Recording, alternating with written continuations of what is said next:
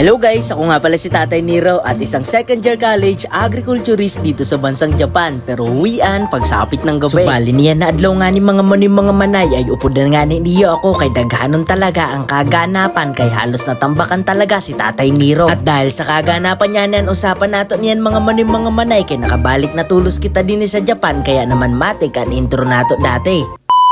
Hey, what's up guys? It's another day, it's another video na naman. Tatay Nero nagbabalik at hindi na aalis. Bali ngayong araw nga pala samahan nyo ako bilang good student dito sa Veritas College o Pirusin. Okay, bago magkalimutan na lahat mga manay, dinin na muna po kita. Hapot na po sa iyo kung nano talaga ang ato dapat timuon. Kung mabalik kita sa dati o maunainin niyan. O badi gusto niyo mga manay, sinubita naman kita. Pero hindi ko na masyadong kabisado.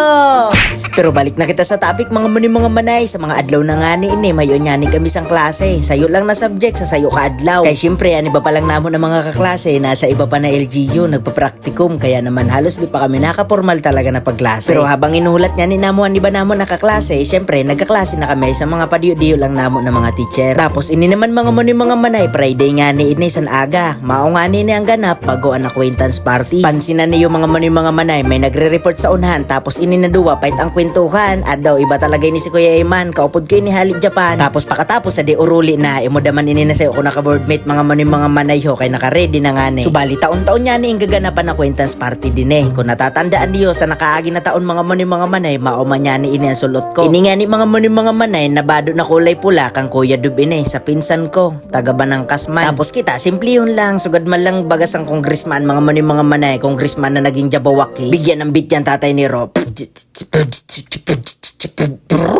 Pero bago ang ganap sa acquaintance mga manay kung nanimo na ako din sa may main kay syempre makuha kami sa pagkaon kay bago kami magkadto sa party makaon muna kami. Si Tatay Nero niyo diri man masyado ang halata pero aram good niyo nakalimagod yun na laptop talaga naman pambihira baga. Simple yun lang pero ang laptop yato na sa toolboxan motor. Aray ko baka. Pero sa ungod lang mga manay ang pinakaplano ko talaga kaya irog sa dinaplane ang kinuha ko na mask kay papermahan ko talaga ini sa mga kaklase ko sa mga barkada ko niyan siyempre sa mga teacher ko. Wara lang, turo trip lang baga ni Tatay Nero basi may thrill man kay siyempre an acquaintance party para siyempre sa mga first year. Ini nga niyo si tropa mo dan niyo pambihiraan mas nadara talagang diri man siya son makikilaan. Lito lapid man talaga ang datingan.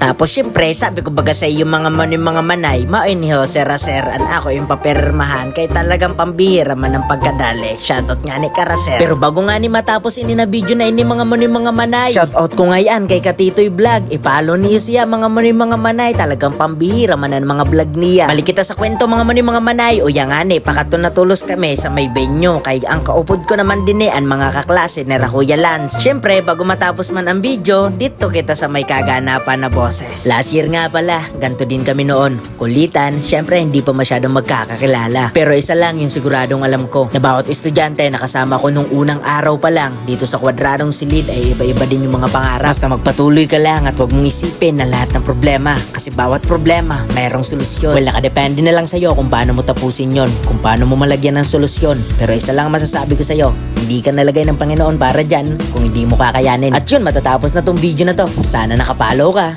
Bye-bye! Bukas ulit ha. Salamat nga pala.